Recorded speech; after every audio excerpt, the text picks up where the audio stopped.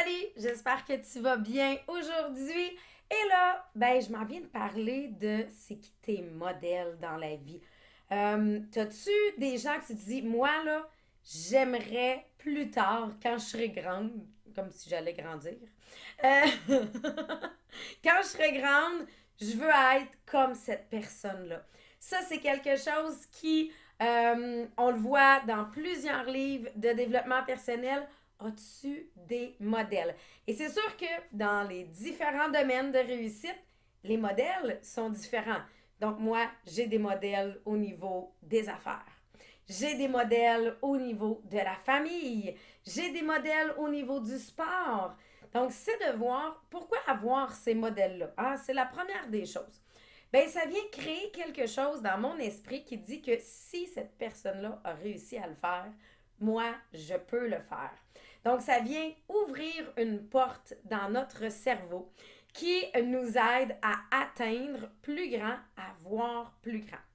Deuxième chose, ça me permet de gagner de l'expérience sans expérience. Dans les faits, c'est que de l'expérience, ça ne s'achète pas. Mais parce que je regarde quelqu'un qui a déjà accompli ce que je veux, et bien sûr, il faut que je m'inspire de cette personne-là, que peut-être même si j'ai accès, que je lui pose des questions en disant comment tu fais, toi, comment tu fais, quel a été ton parcours. Des fois, ça va être en lisant des biographies qu'on va avoir ces informations-là parce qu'on n'a pas nécessairement la possibilité de parler directement. Souvent, les gens sont prêts à nous partager leur expérience en disant si c'était à refaire, je ferais les choses différemment. Ou si c'était à refaire, j'aimerais ou j'aurais aimé avoir cette information-là. Quand j'ai décidé de officiellement faire des conférences, pas uniquement dans le domaine dans lequel je le faisais depuis les 10 dernières années, mais à plus grand, large public, automatiquement, je suis allée me former avec quelqu'un que moi, je regardais depuis longtemps à titre de conférencier, qui est Martin Latulippe, qui donne des formations. Mais c'est drôle parce que c'est exactement ce qu'il disait. Il dit, quand j'ai commencé à faire mes conférences, j'avais pas d'expérience. Aujourd'hui, avec toutes ces années-là, j'aurais vraiment aimé avoir ces informations-là. Et il nous les partage. Fait que là, automatiquement, j'ai pas l'expérience de Martin Latulippe, mais j'ai une partie des erreurs qu'il a fait que je suis capable de m'éviter si j'écoute, si je suis prête à faire les suggestions qui me sont données. Donc ça, c'était pour au niveau du domaine de la conférence.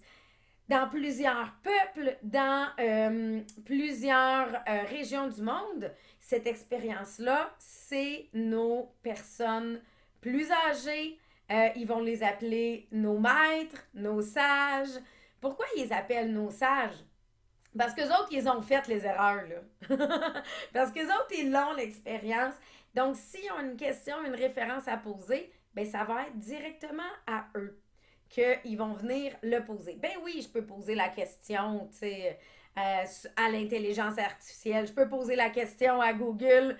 Mais c'est pas l'expérience de vie que je vais aller chercher et c'est ça que j'aime d'avoir des grands maîtres.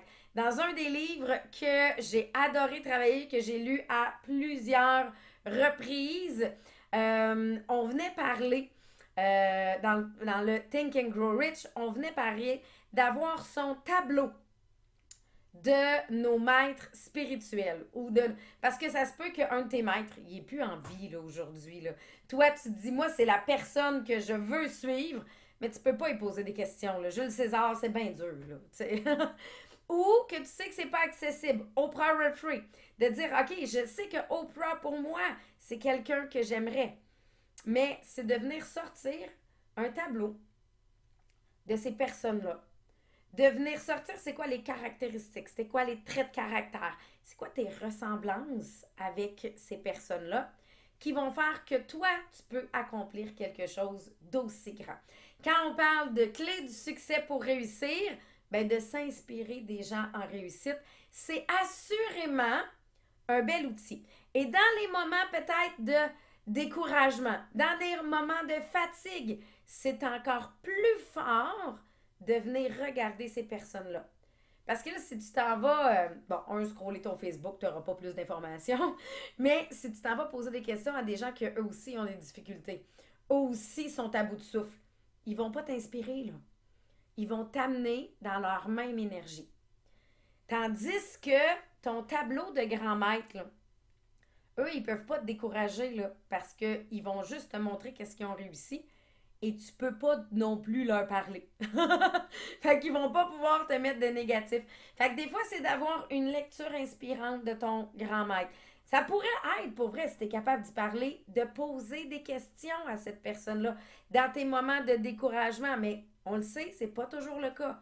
Mais c'est pas une limite pour ne pas accomplir ce qu'ils ont déjà accompli. Fait que là, je suis curieuse. Écrivez dans les commentaires ou pour ceux qui font partie du groupe Mindset positif pour réussir. Écrivez-nous. Faites-nous une liste. Je vais même vous sortir. Je pense que je vais aller vous sortir.